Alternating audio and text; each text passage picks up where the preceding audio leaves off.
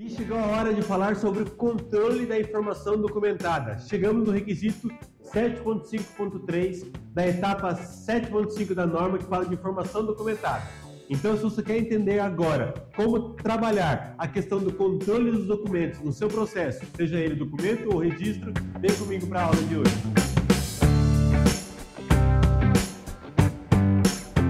Oi gente, seja muito bem-vindo aqui ao canal do 3Ens, muito obrigado pela sua companhia, você que está acompanhando a nossa série sobre a ISO 9001 e também saiba que no nosso canal nós temos diversos outros assuntos muito úteis para você que trabalha com a ISO 9001, todas as ferramentas da qualidade, ferramentas de gestão de processo que vão aí te ajudar a ter o melhor resultado na aplicação e na manutenção da ISO 9001. Aqui nós estamos seguindo a nossa série sobre a ISO 9001, tratando requisito por requisito. Então, você que está chegando agora, se quer se especializar na norma ISO 9001, se inscreva aqui no canal, ative o sininho de notificação para que você possa, então, semanalmente receber novos assuntos, novos conteúdos que vão te ajudar aí na aplicação e na manutenção do sistema de gestão da qualidade aí na sua empresa. Chegamos aqui na aula de hoje do requisito 7.5.3 para falar do controle da informação documentada. Já falamos do item 7.5, da parte de generalidades, que é aquilo que se aplica a toda a documentação, o requisito anterior, que fala sobre criando e atualizando a informação, e agora vamos entender o que a norma nos pede em relação aos controles. E naquilo que está relacionado aos controles da documentação, o requisito 7.5.3, controle de informação documentada, diz para nós, no requisito 7.5.3.1, a informação documentada requerida pelo sistema de gestão da qualidade e por esta norma deve ser controlada e assegurar que, ou seja, aqui já fala para nós no deve dois pontos importantes. Primeiro é que ela deve ser controlada e neste controle ele serve para assegurar algumas coisas. Então, por que eu devo controlar a documentação? E aqui é um ponto importante. Muitas vezes nós olhamos para a norma e nós dizemos, eu vou fazer aquilo que deve ser feito, que a norma diz, para não tomar não conformidade. Mas muda a chave, pensa de outra forma. Quando a norma diz para nós em mudar, ou seja, em controlar, em colocar algo que deve ser feito, é porque ela entende que aquilo é importantíssimo para a eficácia do sistema de gestão da qualidade. Ou seja, para que serve a norma? Para que nós tenhamos um processo eficaz, de qualidade, de produtividade, de satisfação do cliente. E para isso, então, convém, é necessário, eu devo atender os requisitos porque entenderam que são importantes.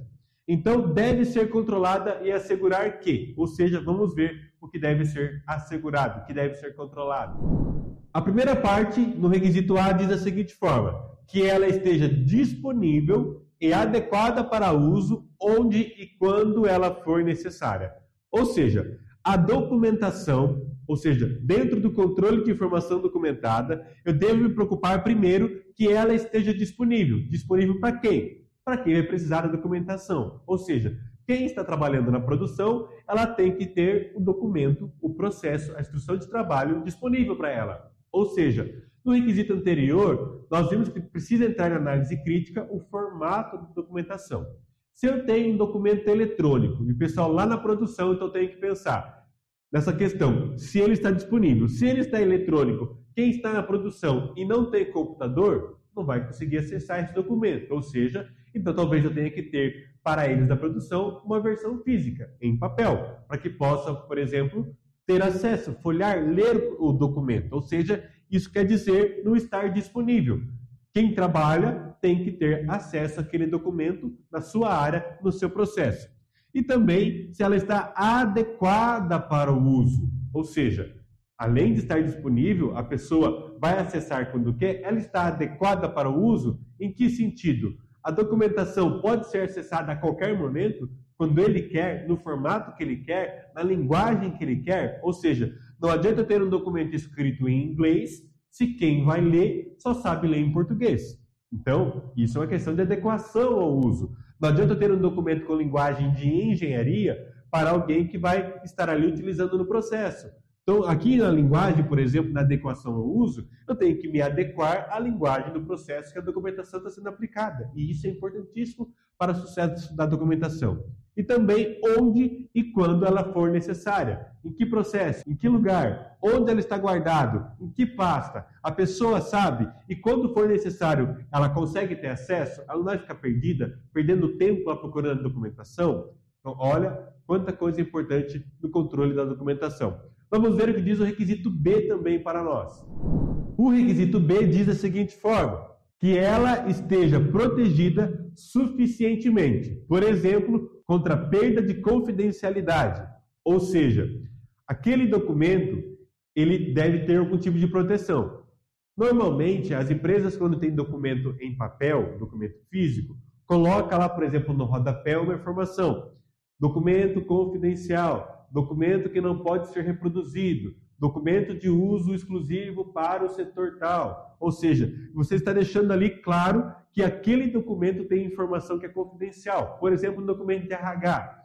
É um documento que tem lá informações sensíveis, informações pessoais, né, das pessoas, informações delicadas. Ou seja, esse documento é um documento de confidencialidade. Então, um documento que deve ter lá, por exemplo, algum tipo de identificação.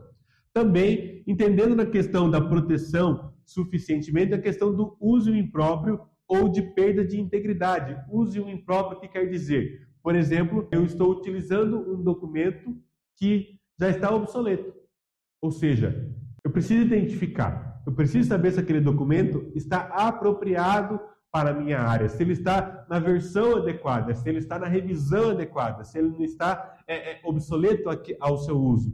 E também a questão de evitar perda da sua integridade. Ou seja, se eu tenho um documento eletrônico e eu apertar lá, por exemplo, um delete, e agora, o que aconteceu? Tem como recuperar esse documento? Está na lixeira, não está na lixeira? Tem o backup da minha informação? Eu estou, de fato, resguardando isso? O documento físico, eu tenho só uma versão? Eu guardei a versão eletrônica dele, a versão original em algum lugar? Eu tenho mais de uma cópia? Eu tenho uma cópia de segurança? Então, tudo isso é visando essa questão da proteção suficiente daquele documento. Também a proteção de impressão que é possível colocar, quem tem permissão para imprimir a documentação, para fazer cópia controlada, ou seja, quando eu quero um documento mais de uma versão, mais de uma cópia, eu vou pedir para quem? É importante que esteja definido, que isso esteja definido, que não fique várias pessoas tendo acesso, podendo imprimir a qualquer hora documentos que são importantes.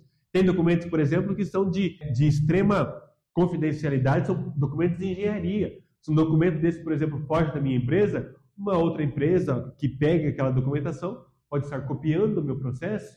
Então, você tem ali uma questão de especialidade colocada ali no seu documento, no seu desenho, naquele seu processo que você desenhou. Então, o controle de informação também se preocupa com a proteção suficiente do meu documento. E o que diz também para nós a proteção do meu documento. Então, essas são duas coisas importantes que nós vimos no controle de informação documentada. A questão de controle, de distribuição, de adequação, de suficiência, de proteção, de confidencialidade, do uso impróprio e também o cuidado com a perda do documento. Ou seja, tenha cuidado, coloque travas.